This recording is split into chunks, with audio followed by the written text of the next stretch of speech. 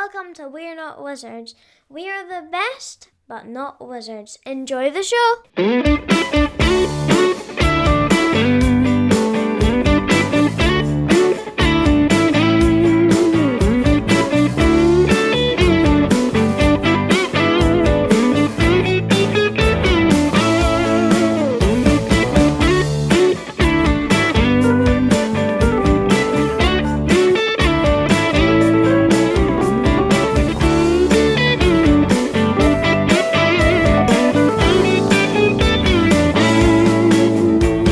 This episode is with the wonderful Ben Maddox from 5 Games for Doomsday.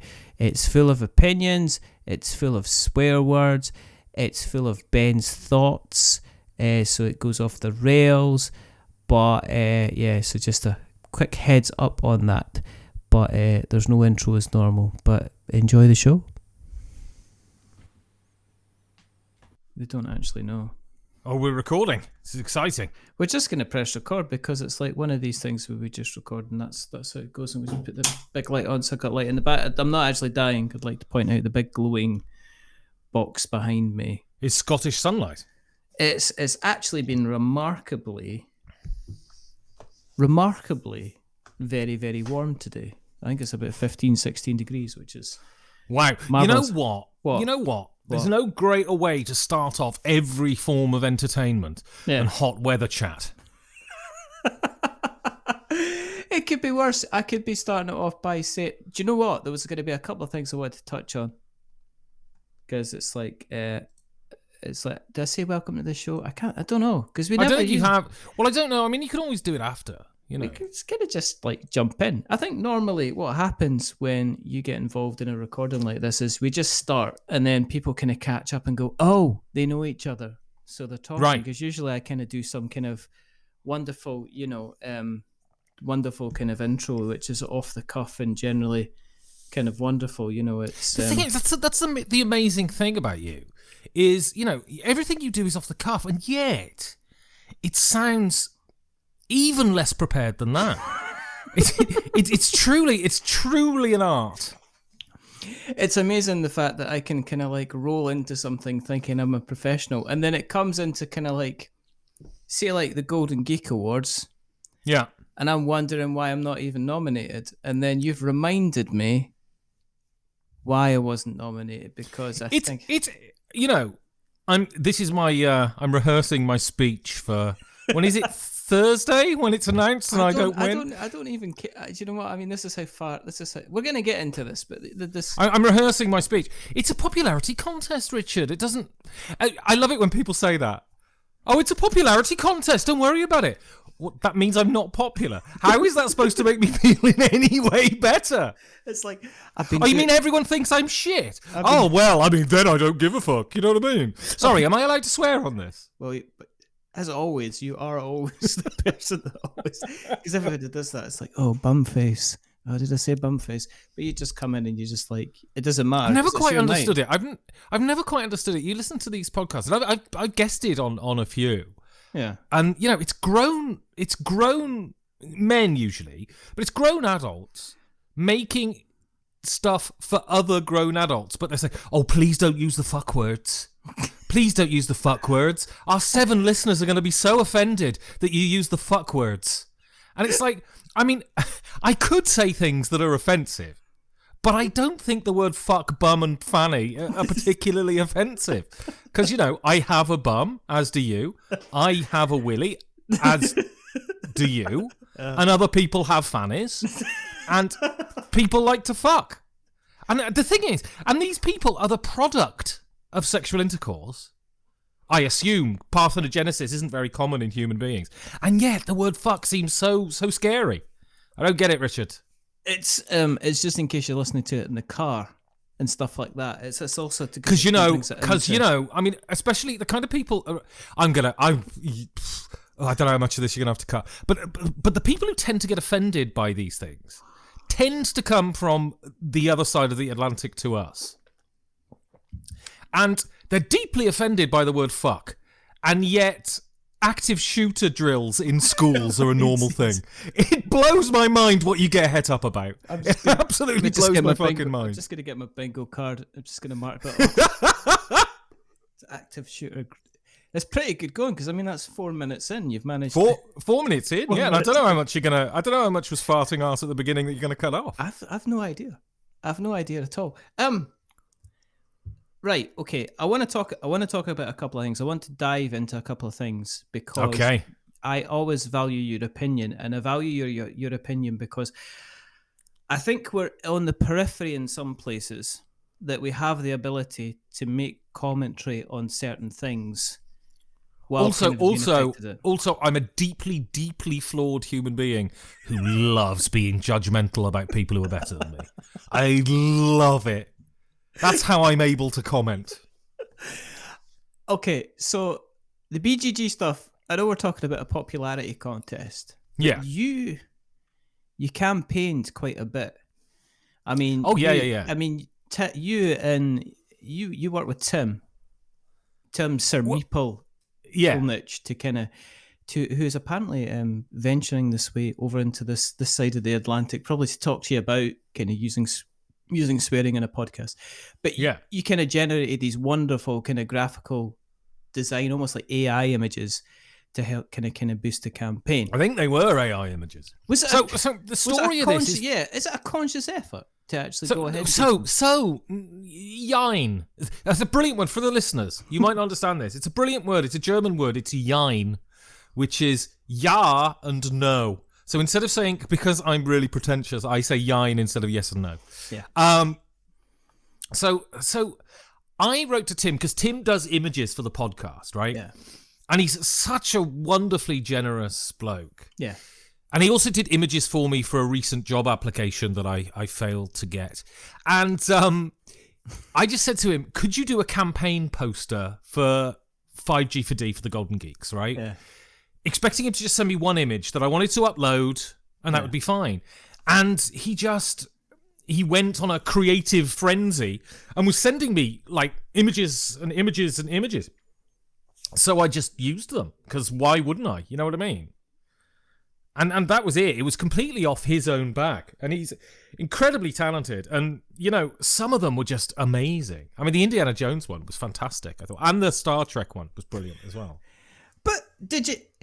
I mean, was it then a thought, I think, well, I better go out and bloody campaign for this thing then, if it's going to be... Well, I mean, campaigning's a bit much. I just uploaded shit to Instagram and Facebook, basically. It was everywhere. I mean, this is true, but I wasn't. This wasn't like a campaign. It wasn't campaign. I wasn't going out like knocking door to door. No, although I was at my game group on Thursday, and like pretty much everyone I've gone up to and said, you know, vote for me. They've gone, I don't know how, and I said, I'll show you how, and they've gone, all right. Yeah. And you know, some people though. This one lad who comes to my game group, and I sort of know him reasonably well. He was like, oh, I've got to listen to your podcast before I decide whether to vote, and I'm like, no, you don't. Just fucking vote. And he's like, no, I've got to listen to an episode. So I basically cut him out of my will. It's amazing.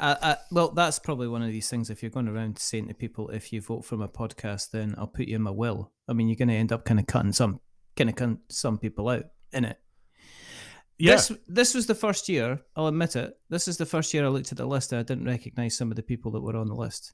No, a lot I didn't, in fact. I don't know if it's because I think, not that I'm not going to say when I cared, but not, because when I was in it, and I think it's down to how often I listen to podcasts now, because I don't listen to podcasts as much as I want to, except when I'm walking the dog. I used to commute, and I work from home, so I don't get that 45-minute commute in the morning and the hour at night coming on the way back. So I do miss out on some kind of podcast listening. But there was guys in the list there that I just didn't recognise at all. And no, and I think as well, I mean, if you're like me, when you first get into board gaming, you just listen to all the content, you watch all the videos, and that kind of fades away. And kind of the only YouTube board gaming stuff I watch is specific tutorials for games I'm wanting to learn. Yes. And sometimes the Dice Tower reviews. And then podcasts, I listen to Punchboard Paradise occasionally. We're Not Wizards occasionally. Yeah. The Snobs occasionally. Yeah. Mike and Dan occasionally, but that's not because, I don't listen to their shows. It's just that they publish 2 episodes a year and then get nominated for an award.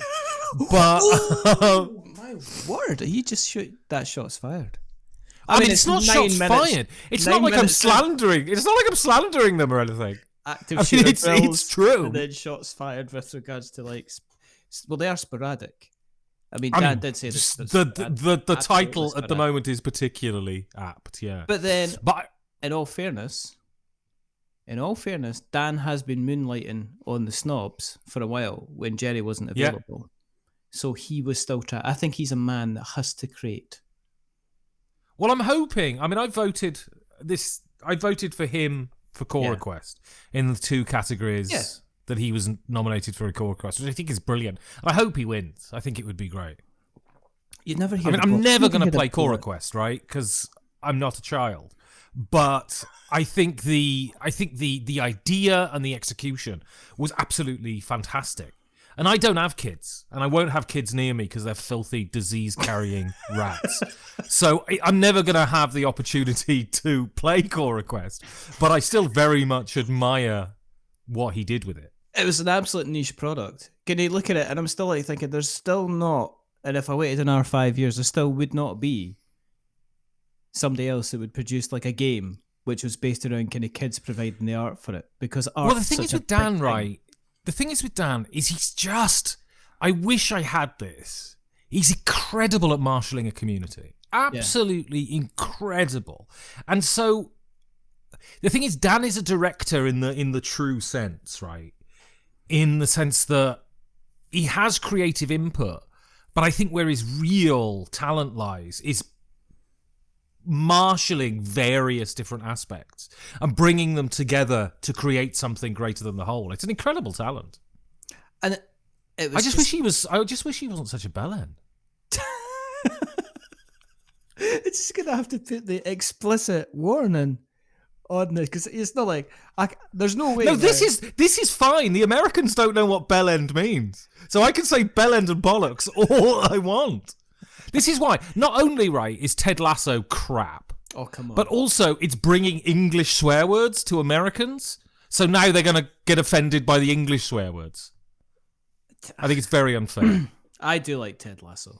It's bollocks. It's not. It's trite, sappy crap. Yes, it's lovely. God, I hate it. I hate every second of it. Absolutely, just because you would like to be the Roy Kent character, let's face it. I don't want my art to challenge me. I just want to be fed soppy rags of syrup. Therefore, I watch this crap. I like my comedies to be cruel. I was rewatching Arrested Development recently. Right. And Arrested Development is fantastic. And everyone in it is craven and cowardly and mean. And as a result, you just get this wonderfully sparky, hilarious comedy. But no, comedy now has to be bland enough that even assholes on Twitter can't find anything to comment about. Because our whole life should be dictated by 5 assholes on Twitter. I hope Musk burns the fucking thing to the ground. There is no greater cancer at the heart of our society than fucking Twitter. You still not got over your Twitter thing, then? I don't like Twitter. I don't like Twitter, Rich. It's still gonna. It was kind of like a rage that. I mean, it's the rage that sets the fire at the middle of the rebellion, isn't it? Right, exactly. You know. So, do you really? Okay, what does it mean? Right, okay, if we're talking about the BGG, the Golden Geeks and whatever. Yeah. Nice pull back to the topic. Good job. People that... That's fine hosting. Somebody that deserves to win. I think Liz Davidson deserves to win. Because I think the level of content that they're producing at the moment... Stop it. God, the word content. Okay, the podcast stuff that they're producing, the entertainment that they're producing is both educational and informative, and I don't mean that in a kind of a sycophantic style. Everybody else is just like talking heads. I mean, I'm never going to get nominated for it. What about fucking me? Talking head. What about me? Talking head with like a really good accent. That's all it is. I have Cthulhu. You haven't been listening to the RPG podcast, I assume. No. But Cthulhu co-hosts the RPG podcast with me. Which, I mean, that's a get, isn't it? Isn't it that I managed to get Cthulhu to co-host with Cthulhu's me? everywhere. It's now Huh? it's impossible to kind of like create some kind of horror genre now without Cthulhu kind of. Yeah, but Cthulhu and his son Derek. Cthulhu and his son Derek co-host the RPG podcast with me. You have to tell me more about this RPG podcast. Give me a sec. Can you vamp just for 2 minutes? Yes. I'm going to take an antihistamine because my nose is running. Do you know what this is? This is the kind of and I'm going to vamp for 2 minutes, but this is obviously the result of somebody blocking up their nose with all of the bad language that they have been proliferating over the last, and it's 14 minutes, people. I consider swearing to be part of my cultural heritage. And for anyone, I was brought up in a maelstrom of swearing from the Midlands. And to censor my language is to censor my heritage. But you censor it for the podcast, though. Whose podcast? Yours. Do I balls? Yes, you do. Not as much. You don't. I don't hear you. No. So okay. Okay, So for the yeah. listeners, Yeah. for the listeners who don't know my show, so I have the serious show, the 5 Games for Doomsday podcast, Yes. where I interview people, Yeah. right? That's the one I'm talking about. And mostly because the podcast has a serious tone. Mm. Are you drinking Ribena? Yeah. Oh, why? Well, it's Because the podcast has a Apple and serious Black. Yeah. Robinsons. Maybe. Yeah. Actually. Yeah. Yeah, because the podcast has a serious tone. It generally doesn't have that, but there's been episodes where people swear. Sure. And then, so I do that, and then I do a couple of shows with my co-host Steve with a lot of swearing. Yes. And then I have RPG podcasts where I play solo RPGs. I'm currently doing a playthrough of The Wretched. Oh. And that's got lots of swearing in it. And also Cthulhu and his son Derek co-host.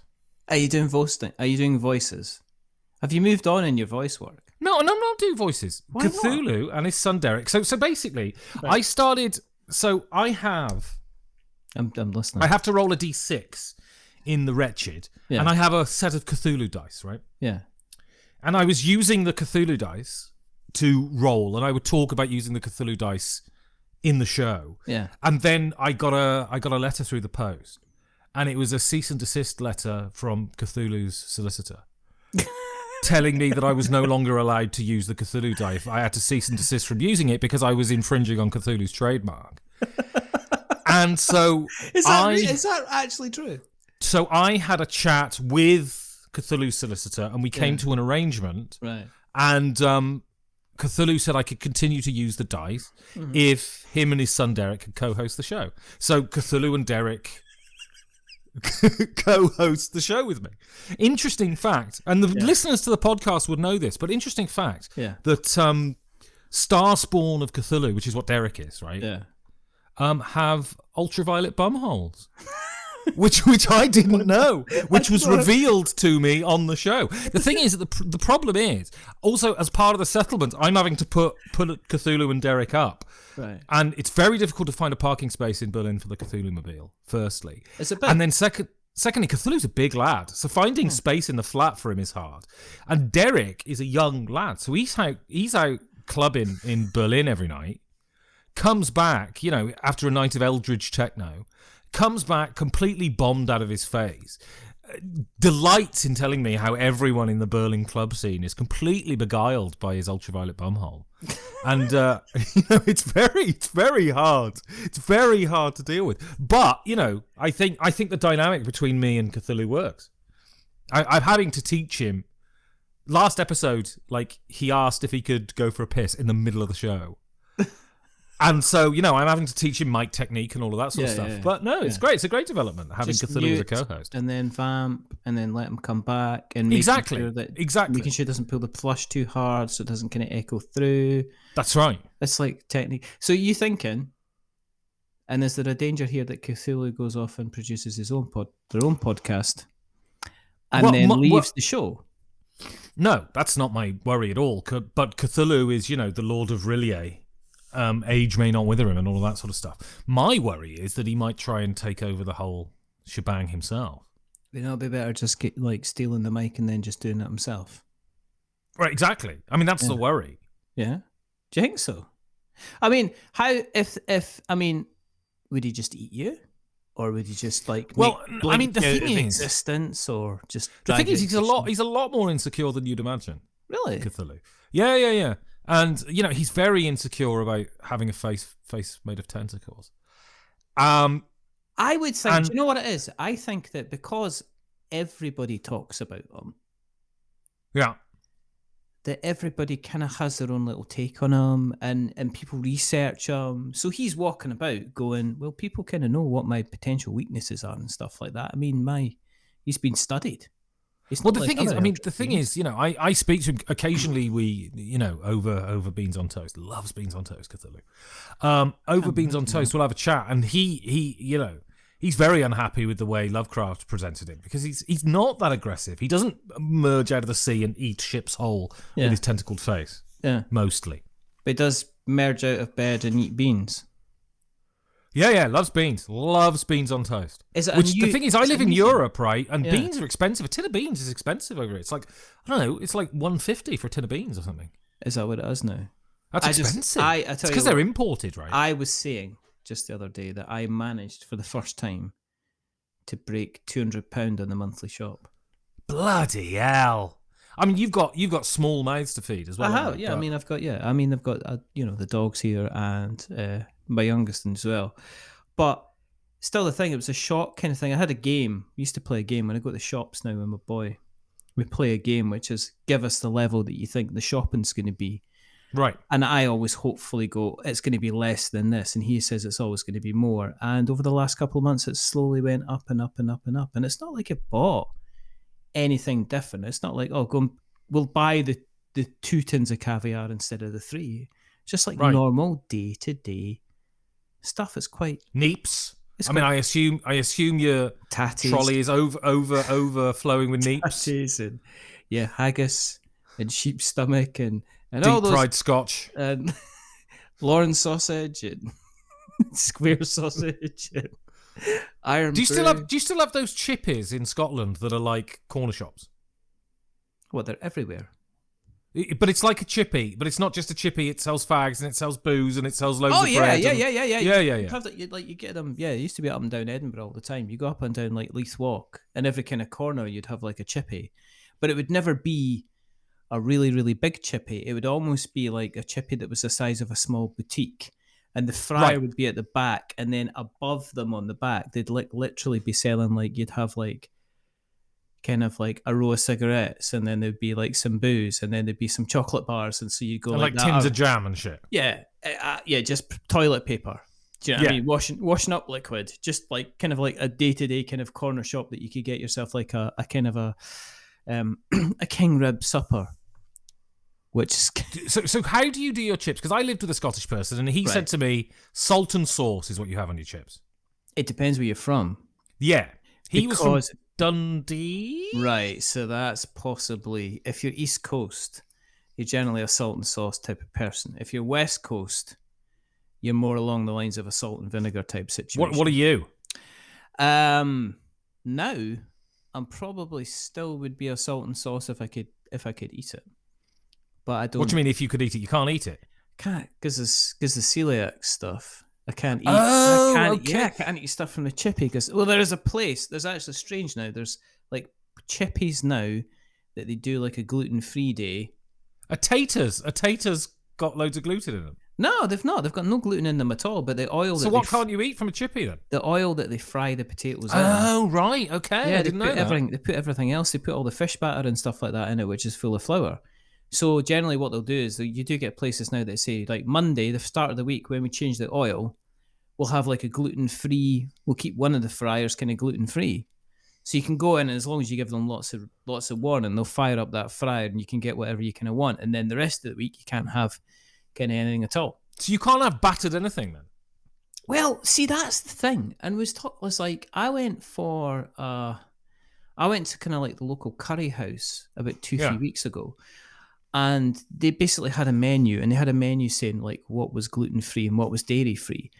And literally 99% of everything on that menu was both gluten-free and dairy-free.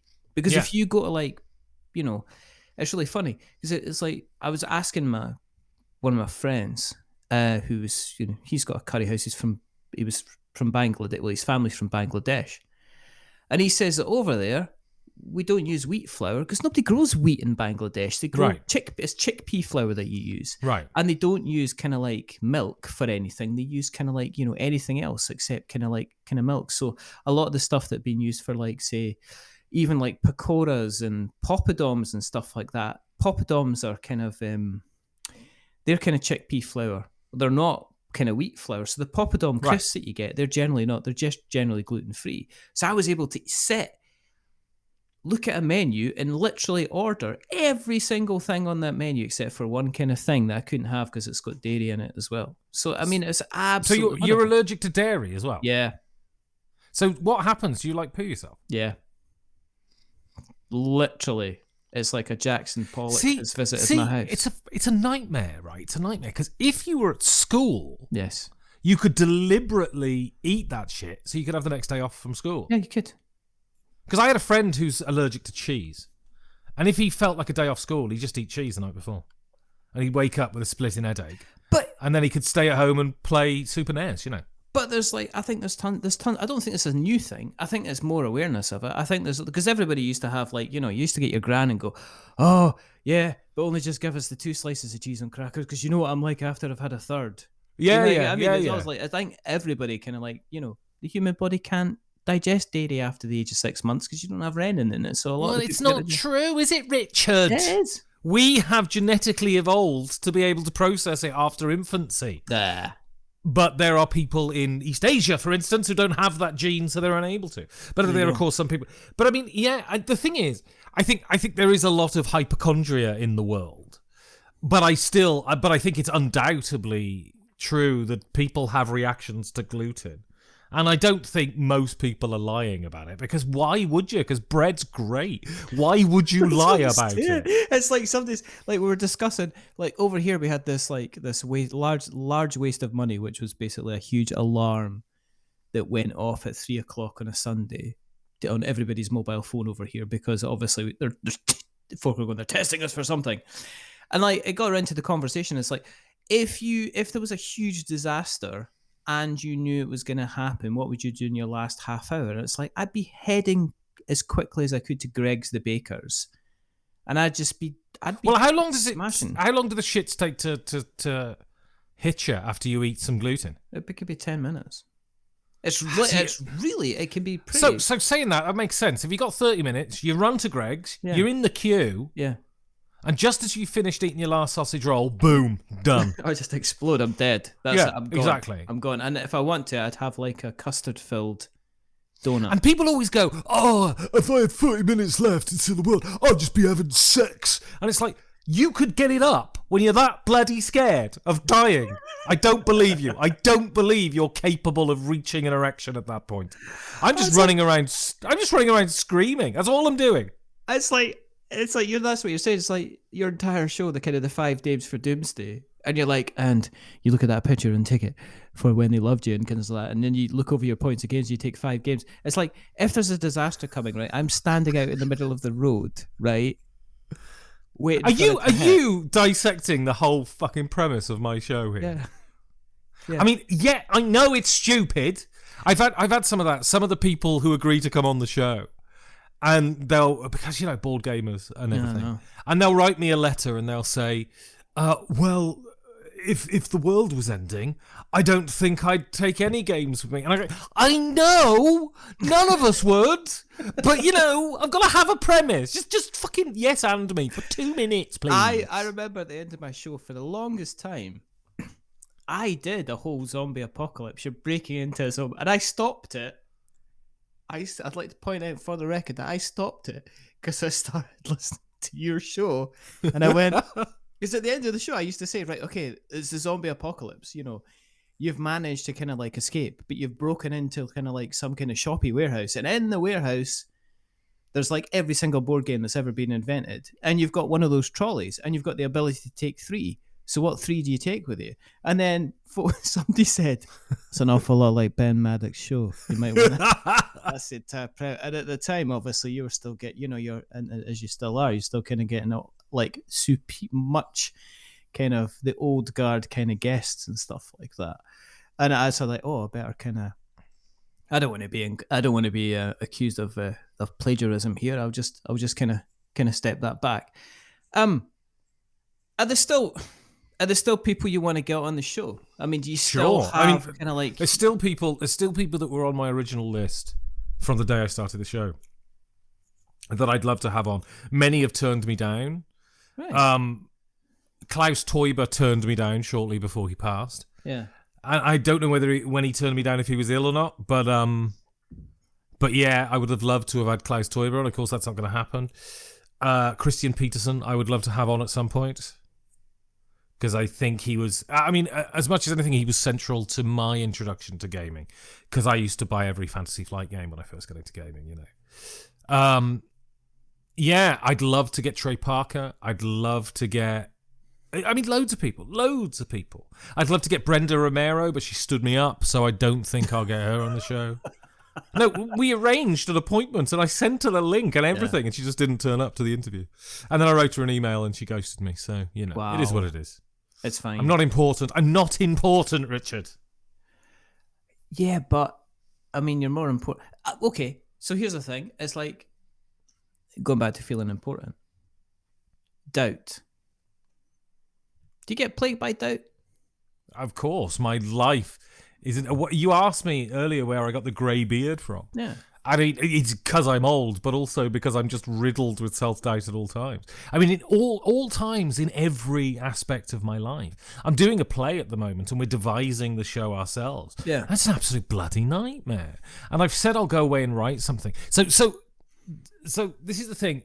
I think often with people, especially in creative fields, when they don't do something they've said they're going to do, the assumption is that people are lazy, and I don't think that's what it is. I think it's that they hit a moment of extreme insecurity and it just arrests their movement. So I'm writing a game at the moment. I'm writing an RPG based upon the Wretched system. And my last writing session was 2 months ago, just because I came out of that writing session feeling like a complete hack and that I didn't know what I was doing, and I haven't been able to face it since. And I'm coming into a period of quietness after this, and I'm going to pick it up and restart again. But the thing is, the best way to... So the reason I don't have self-doubt with the podcast is because I can't. Because I have a specific date I need to upload stuff, right? So you just need to fight through that self-doubt, because if you don't, you won't get it out on time, and that's vital. When I write for the magazine, every article I write, when I sit down to start it, so in the next issue of the magazine, I've written the obituary for Klaus Teuber. Yeah. And... writing that was completely nerve-wracking. I felt like a complete imposter, But I had a deadline, and I'm getting paid for it. Yeah. And you need, And so there is no better way to get over self-doubt than the combined two factors of being paid and having a deadline. If you have those, then... self-doubt is always there. It's always next to you. Yeah. But you have this very strict timetable you have to stick to, so you just do it. Yeah. And the thing is, I've failed at a lot of things in my life, right? And I've succeeded at a lot of things. So I do a lot of voiceover work. And I never trained to be a voiceover artist. Someone said to me once, do you want to do a voiceover? I had no idea what I was doing. I'd never done it before. And I just went, yeah, sure. And I was shitting myself. And I rocked up. And the first time it was fine. And then I've had serious situations. I went for a voice casting once. And I'd been working as a voice actor for 10 years at that point.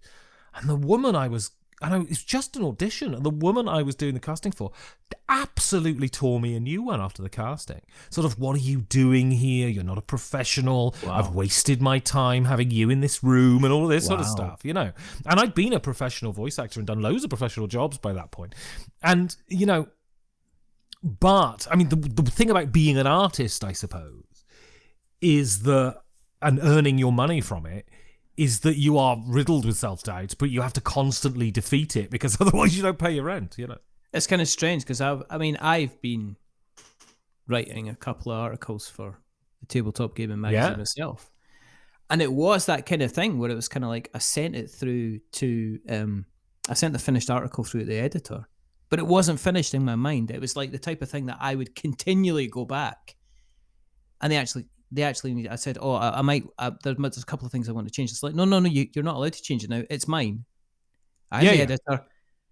You've done your job. You know, I've asked you to produce a body of work or X amount of work, X number of words on a particular subject. You came to me with the idea. I've asked you to produce the piece. You produced the piece. There you go. And then it's all of a sudden, it's like, oh, it's kind of like, I can't, I just have to let it go. And I think sometimes the doubt manifests itself with, because you can go back again and again and kind of look at results of things, especially if you're the person that's in charge of the creativity and also able to see the results. It's like I'm going back at the moment and I was looking at the podcast kind of mid to the end of 2019. And the kind of the daily listens and the downloads are kind of like really, really high. And that was before kind of like the pandemic hit. And then when the pandemic hit, I went, nah, this isn't, I'm not feeling this. I'll kind of take a break. And now we're kind of like, we're back at kind of, we're growing again and it's getting bigger again and it's getting up again.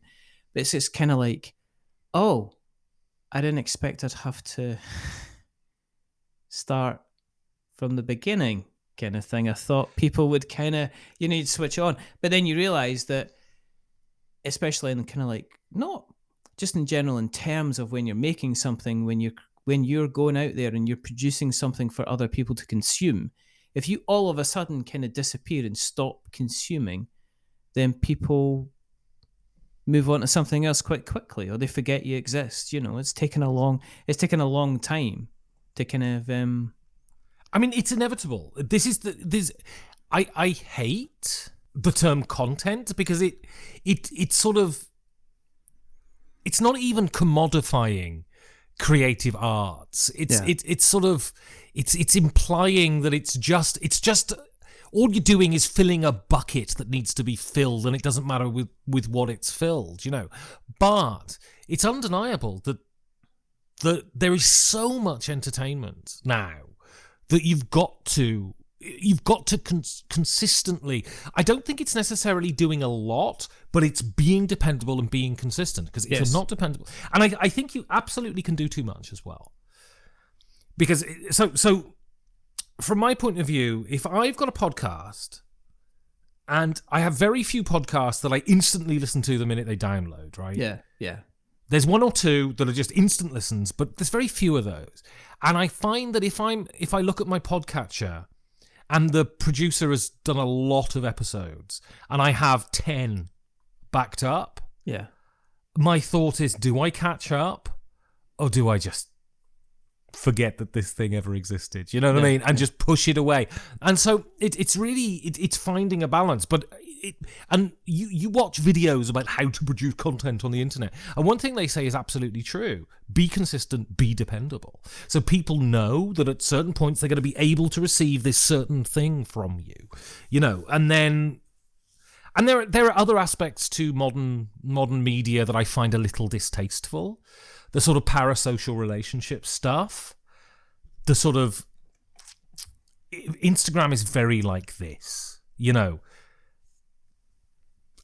If you look at a lot of people, the way people operate on Instagram, it's all sort of asking their followers questions that sort of imply a familiarity that they don't really care about, but they're leveraging people's loneliness and desire, loneliness and natural inclination to be drawn to someone and create a fantasy relationship in their head to monetize this. And I think it's unseemly, but it's kind of how it works, right? It's kind of how it's kind of going. And I think it's important to kind of ground yourself and remember where you kind of came from.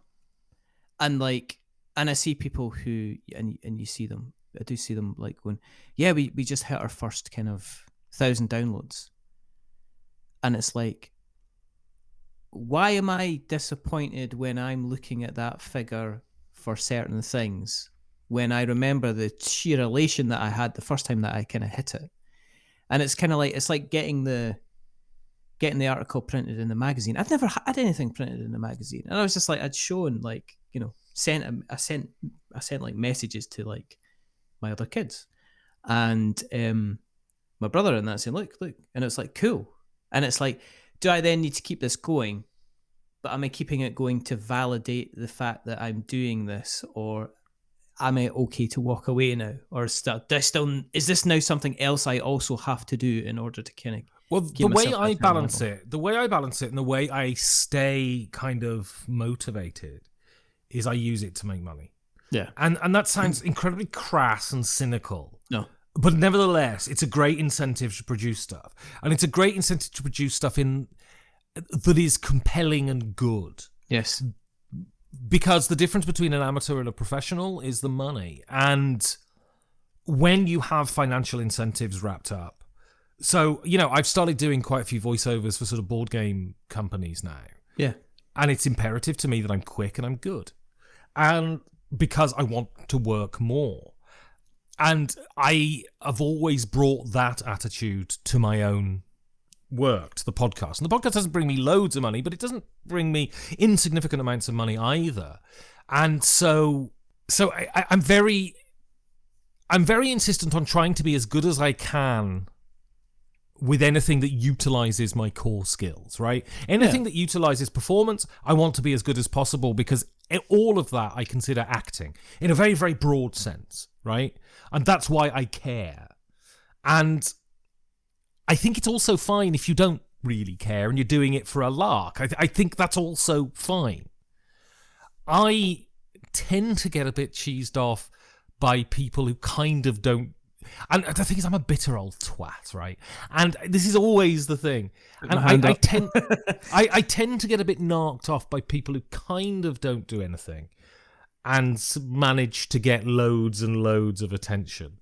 That kind of pisses me off a bit. And there's a whole list of people I could mention here, but I'm far too classy to do that. We'll put links in the show notes. Right. And also... Yeah. And also, I mean, it's the constant refrain with board game media, right? Is, and I can't believe it's ever a question, you know, should you be paid for reviews and everything? But I remember once, I can't remember what game it was. I think it was a Thunderworks game, and I wanted to see a review of it. And I know if there's a Dice Tower review of it, yeah, that at least I'm going to get an honest opinion on whether they think it's good. And I tend to trust Tom on his views. But this one game, the only reviews, and I'm doing inverted commas here for the listeners, that I could find were channels that I absolutely do not trust. I have seen the contributors to these channels on social media, channels, talking about, you know, developing relationships with publishers, and you can tell by their content that they absolutely do not want to be honest about whether they think something's good or not, because it'll fundamentally damage their relationship with the publisher. And I always go on about this. I always harp on about this, but I think it's vital. And so I remember looking and I'm thinking, I can't watch their video on it because I don't trust them, because they won't tell me the truth, because they're just doing it for the money. And this one, and this one, and this one. It was really frustrating. But with the magazine, right, I offered to review my father's work for the magazine. Ah, right, okay. And I wrote to Christopher, and I said, I'll review my father's work. And he said, yeah, okay. And then he wrote back to me an hour later and went, Ben, you did the voice for the app on my father's work. You can't review the game. Yeah. And while I lost the money for that review, at the same time, I was like, well, this is great. Yes. Right. This is great that he's just like, because it didn't really occur to me, although it should have, because I always harp on about it. But it was great that I was put in check, and I know working for this magazine means that I am allowed to be honest, and they don't brook any dishonesty, which is so rare in this in the board game industry, I think. I'm going to read a tweet. Okay. Which is relevant. I love Twitter. I know you do. It's Matt Thrower. Yep. Who's doing it? He's doing a new podcast at the moment called Cult of the Old. Okay. Yeah. But he's I like saying, Matt. I have a lot of time for Matt, actually. It says, having another one of my periodic review copy droughts, they seem to be becoming more frequent and longer lasting. Publishers increasingly want influencer puff pieces rather than reviews. And he says, it doesn't help this, although this is certainly a nice problem to have, that more professional editors commission what's hot, and by the time I know what's hot, review copy stocks are often long gone. Are we just going to have to accept that actually that publishers don't particularly want critiquing of their product and actually just want people who are kind of marketing? And no one does. So the point is, right, no one does. Yeah. Film directors don't, publishers don't, book publishers don't, record companies don't. They don't want people to negatively critique their work, right? They don't. Yeah. The people who create the stuff don't. Yeah. But in all of those other industries, in all of those other art forms, there are organs of record. Yes.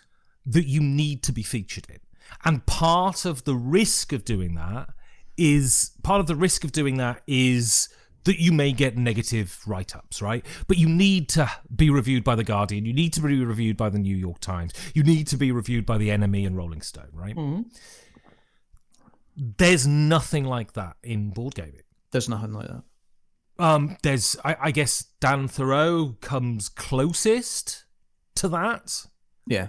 I mean, Shut Up and Sit Down have previously said they don't like doing negative reviews of stuff, which I think is an abnegation of responsibility. What about no pun included? I couldn't tell you because I don't watch the stuff. But fine. But the problem is there isn't an organ of record. So there's no. So I mean, one thing I did see once on Twitter was Efka and Jamie Stegmaier getting into some sort of Barney. Yeah. Because Evka had negatively reviewed a Stonemaier game and basically just Stonemaier said, I'm not sending you games anymore. And he can do that, right? Because there's no punishment to not being featured on their channel, right?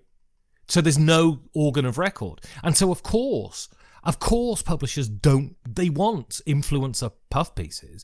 And there are enough soulless wankers out there who will happily do it for the price of a fucking review copy and some fucking hearts on Instagram. Yeah. Christ, Instagram is the worst. Absolute fucking worst.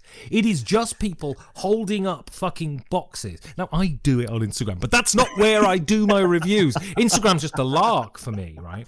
But there are people whose entire fucking media just finding output... my pot. For your but their entire media output is literally holding up a box and then... Yeah, but I've seen that, and I see it on the board game reviewers group, and I see people kind of going like, "Oh, would anybody be interested in reviewing our game?" The board game reviewers group is not... So the board game reviewers group on Facebook... Is it a reviewers group? Is it a reviewers It's a board game media and reviewers group, right? Yeah, That's not what it is. They should rename the fucking group to How Do I Get Free Games? The How Do I Get Free Games group. Because that's all anyone ever fucking talks about. Because when people say, how do I develop a relationship with a publisher? Yeah. What they mean is how do I get free games? That's what they fucking mean.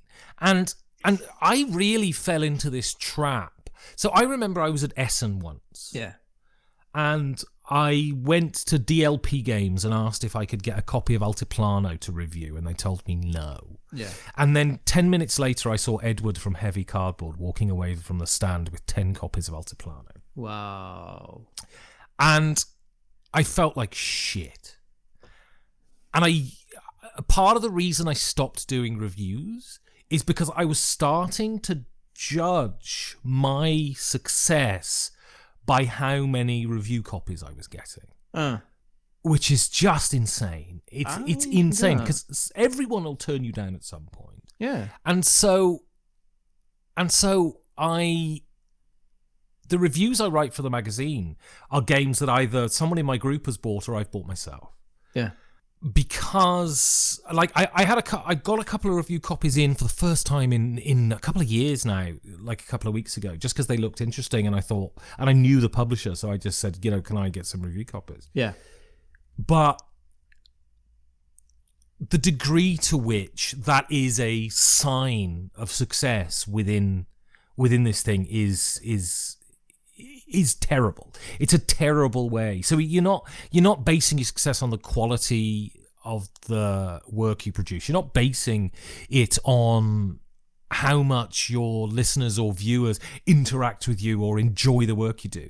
You're basing it on how much free loot you can accrue, which is just perverse. And that's why I kind of stopped doing reviews, because it was just like, I was either looking at a pile of games that I didn't really have much interest in and was having to play because I'd made the commitment to because I'd received a free copy, I'd made the commitment to reviewing them, or feeling bad because some reviewer, some publisher who I liked didn't deem me important enough. I remember Czech Games Edition.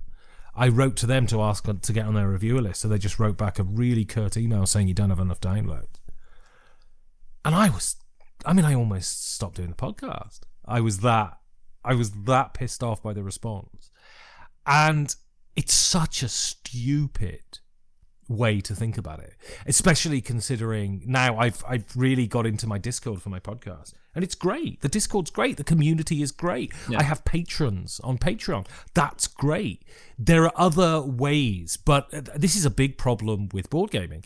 Board game reviewing is that people judge the metric of their success is how many publishers will give them free shit, and they are scared to death of turning that tap off. So they don't do anything that could even approach fucking honesty, if I'm honest. I don't know. I don't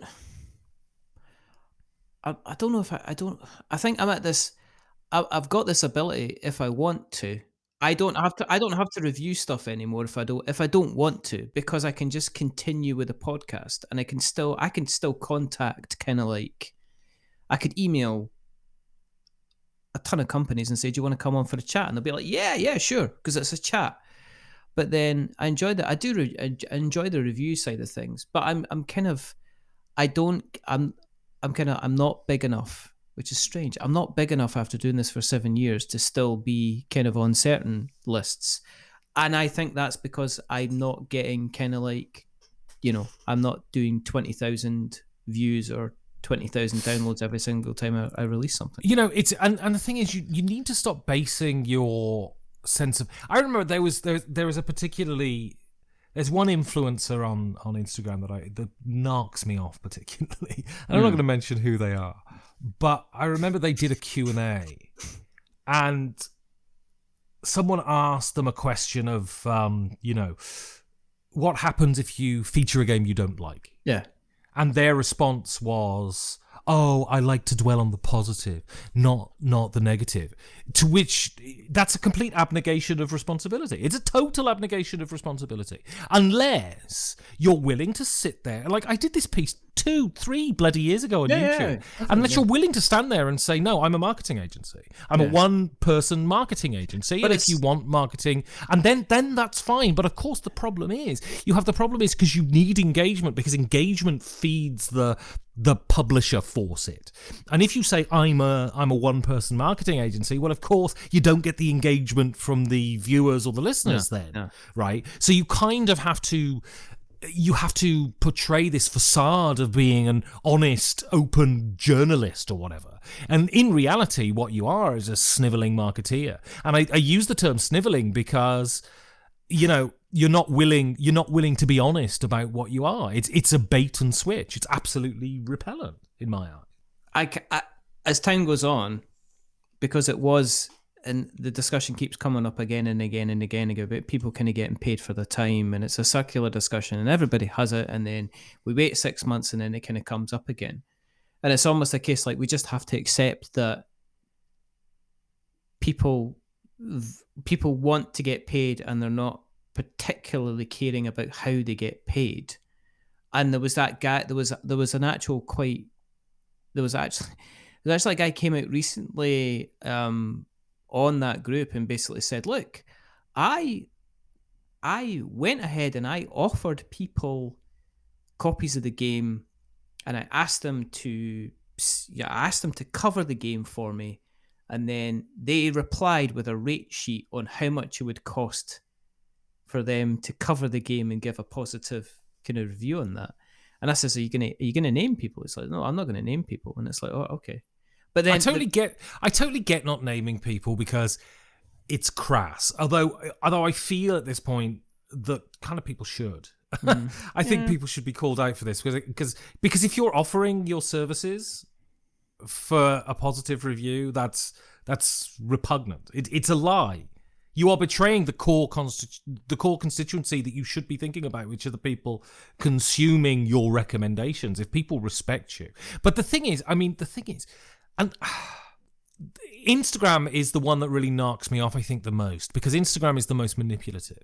Instagram is essentially developing relationships with people who you don't give a shit about. Yeah. So it's giving you just enough of the personality to have people form sort of virtual bonds with you and then exploiting that, which is pretty rough. I am just going to put your Instagram link as the first on link. My Instagram, my Instagram's a piss take, and it's fine. I'm on Instagram because I kind of consider it necessary to some degree, but my work is not on Instagram. Me holding up a board game box and sticking my two fingers up to the camera is not my work. That's just me larking around. It's literally like Jarvis Cocker invading the stage when Michael Jackson performed.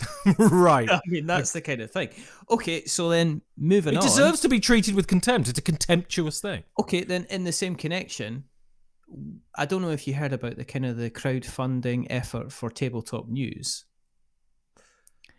I had a look. I don't know if it funded in the end. It did. It did. I think it did. I believe it did. I think they funded it. It was a kind of a sporadic kind of on and off kind of Tabletop News. In that case, I must admit I did ask some questions and say, are you actually going to be covering the news? Because there is a couple of news channels, Brainwaves, the Giant Brain. Those guys actually take all the news stories and they say, right, we're going to cover them. And 5G4D News monthly. Okay, nice, okay. I had Matt Leacock discussing Daybreak this month. Fine, but bloody hell, talking about the Giant Brain when you've got the fucking all right then, okay, giant genitals on your show. Yeah, they would say.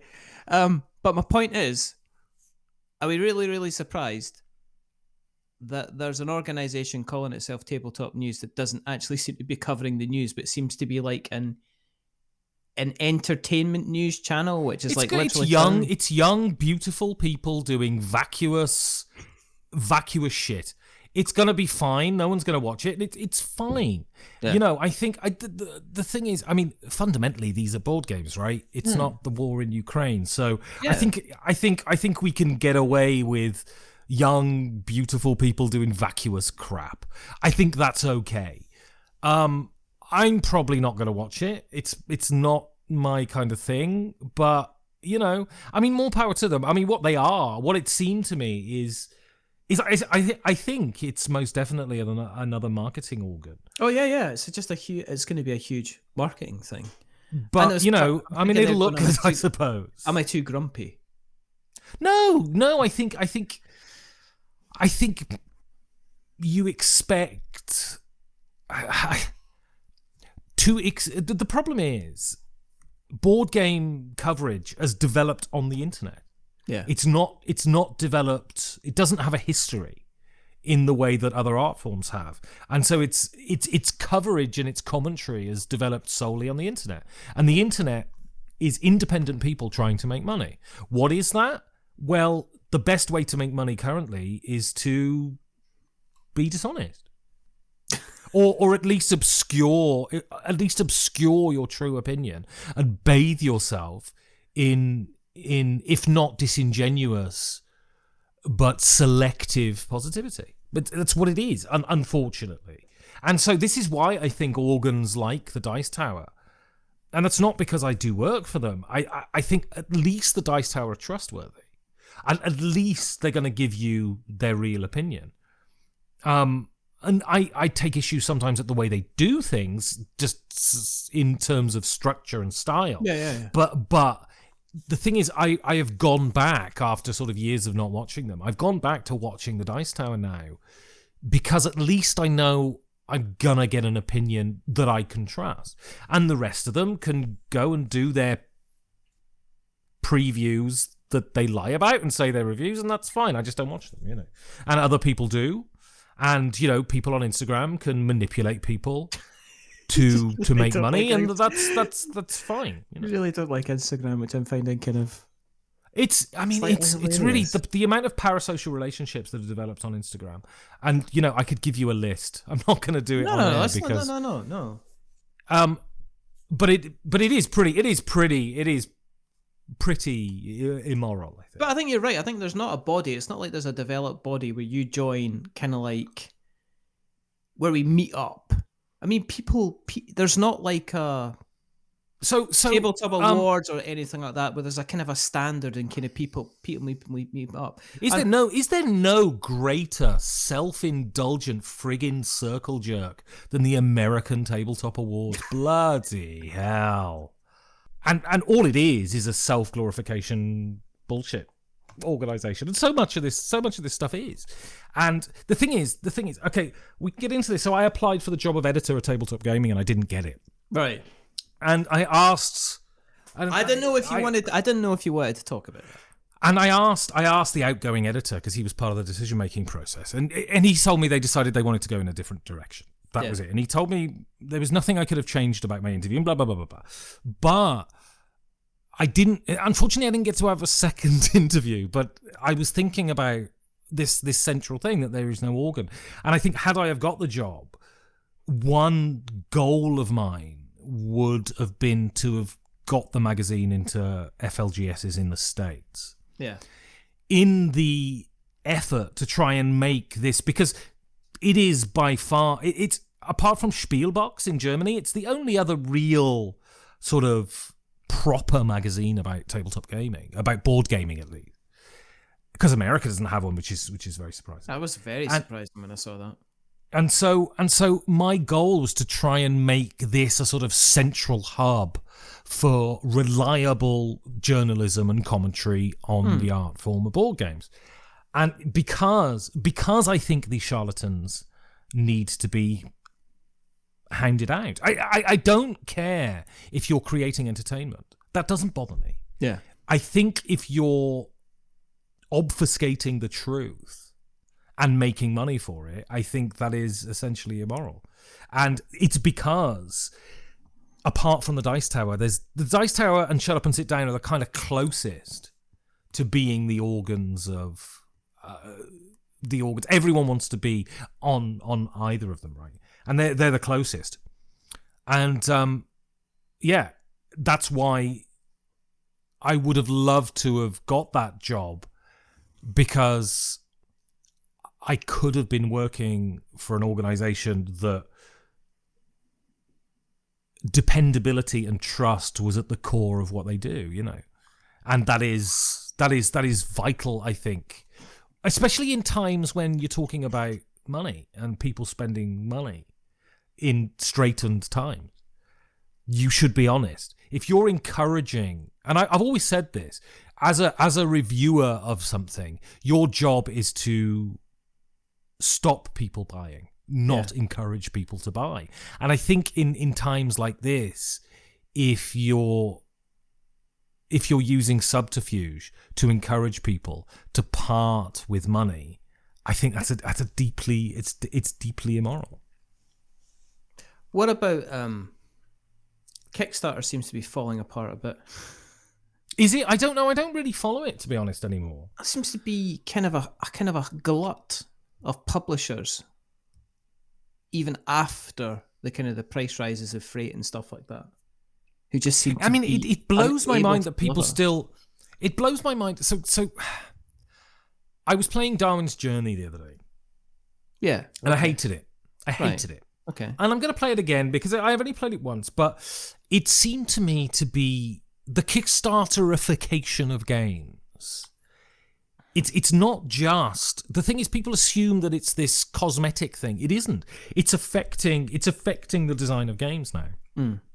And this idea of a tight 90-minute Euro that doesn't have expansions, a Stefan Feld type game, that doesn't have expansions, that is just this one singular work that is tight and beautifully designed. And the aspiration is to make the most efficiently designed game you can, has completely been blown out of the water by Kickstarter because of the imperative to have 20 expansions at launch, to have all of these ludicrous components and then something to do with these components. And so what you've seen, I think if it was just involving, if it was just informing the components and the art and stuff, that's fine, but it doesn't anymore. It directly informs the core of what the game is. And so many of these Kickstarter games that come out are just a lot of crap thrown into a box to justify screen printed meeples. And so it's affecting the quality of the games, I think. It's kind of interesting because I got hold of the Godfather game, Corleone's Empire, which is one of Eric Lang's. I mean, it's years old now, but it came in kind of like you got the nice little figurines, the miniatures, and but it's just a game. There's no expansions. There's no kind of big stuff to it. You get some little metal kind of really cutesy kind of suitcases that you put money in to show that you're kind of siphoning it off from giving it to the before you're kind of like paying tribute to the Dawn. And it kind of had me thinking that if that was kind of like, if that had been kickstarted now, there would probably have been at least 2 other expansions. There would have been a Godfather 2 follow-up. There would have been kind of character art. There would have been a whole pile of things instead of this pretty enjoyable, kind of pretty tight game. And it's by Simon as well, which is like really surprising. I think kind of now when I think about buying games, I think about buying games that are not kickstarted by German publishers released in Germany, because then I know I'm going to get a really nice tight Euro game that is going to be something I like, that is not going to be I don't care about metal coins, especially. I don't care about sort of plastic doodads. I don't really care. I want a good tight Euro game that I'm going to love and want to play again and again and again. And you're just not getting that from so many Kickstarter games, I don't think. Have you played any of the Fort Circle stuff? Votes for Women or? Oh yes. I'm interviewing Tori actually. When? In a couple of weeks. Yeah, me too. I'll race you. And I'll race you.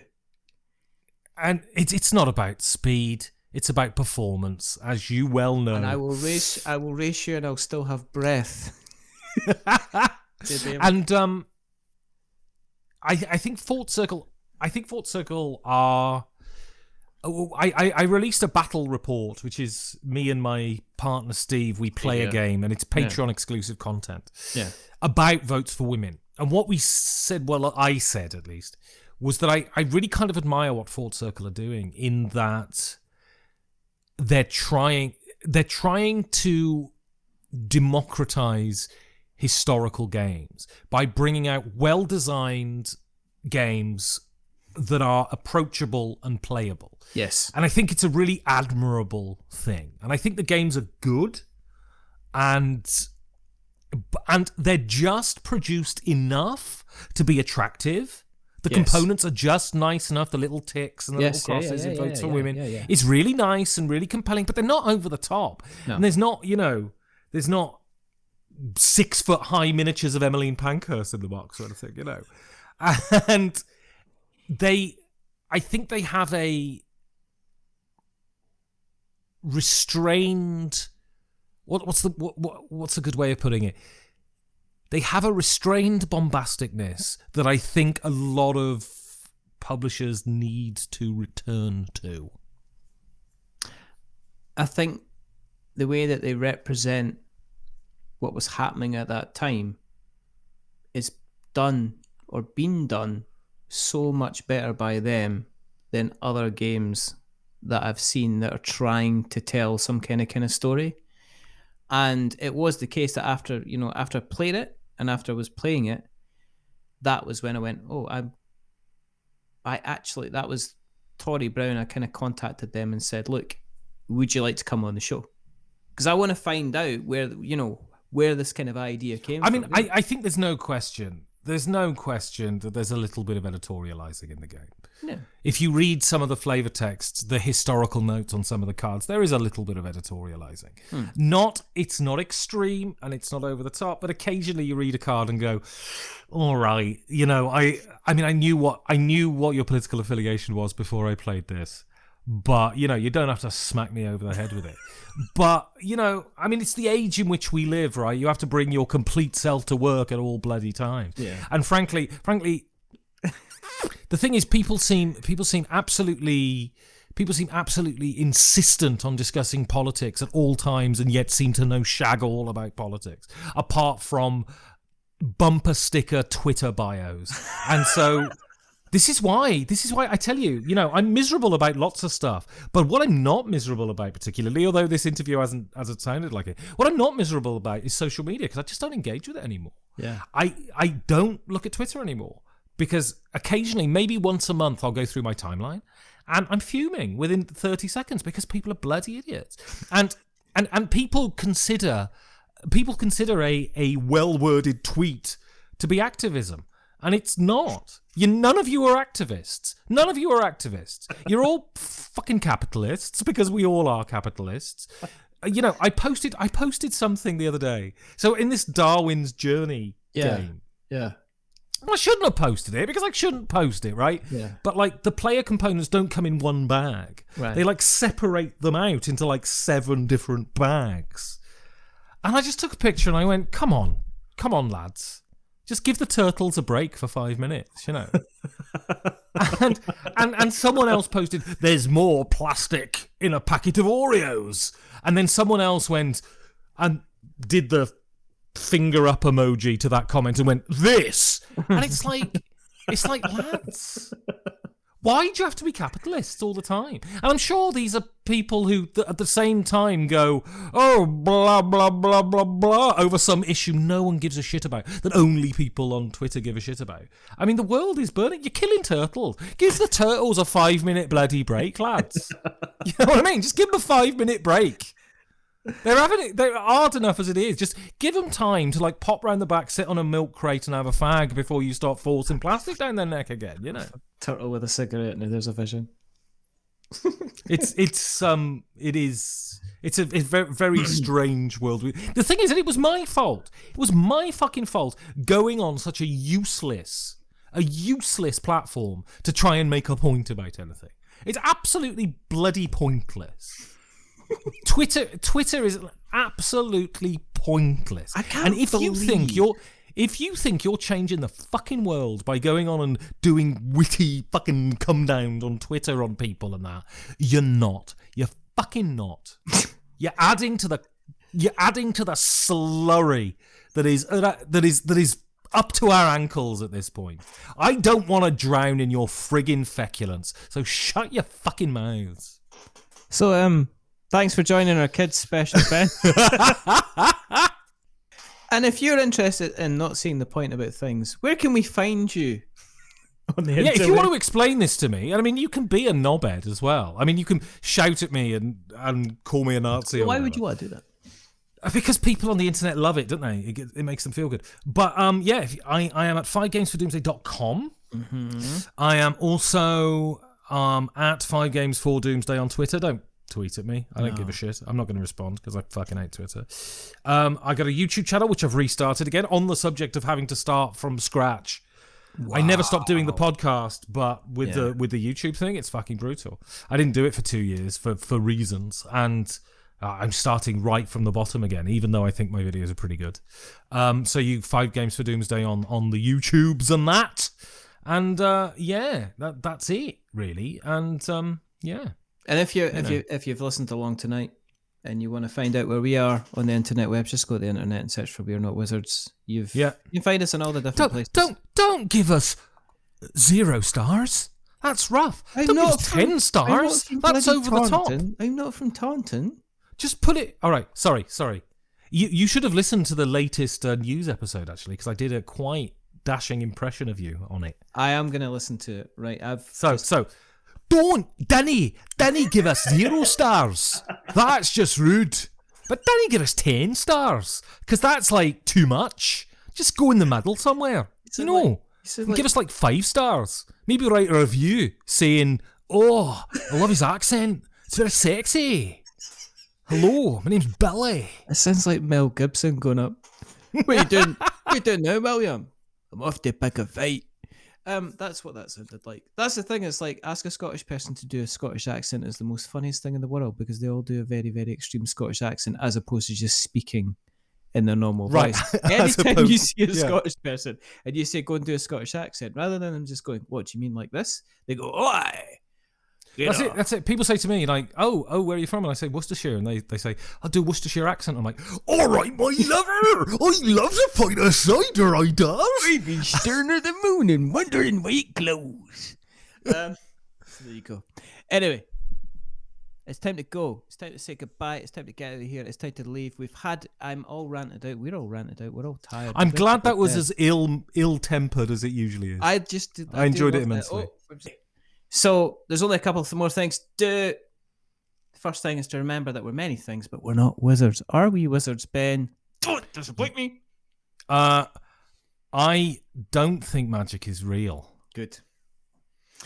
That's enough for me. And then it's a goodbye. So it's a goodbye from the wonderful, rather fantastic, didn't do an intro for, but he's on his Doomsday book with all 5 of them, I think.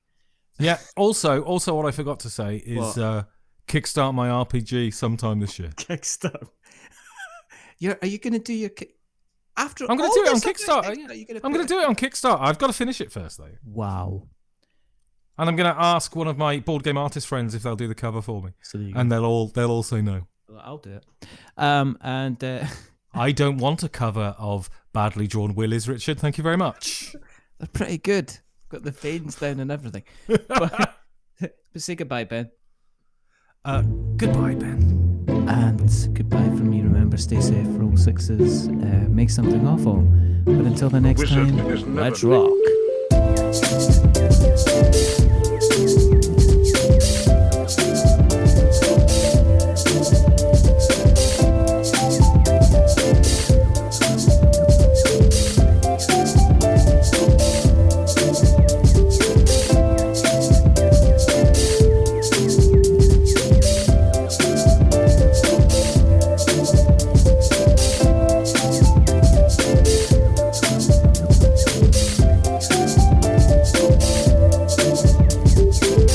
Nor is he early. He arrives precisely when he means to.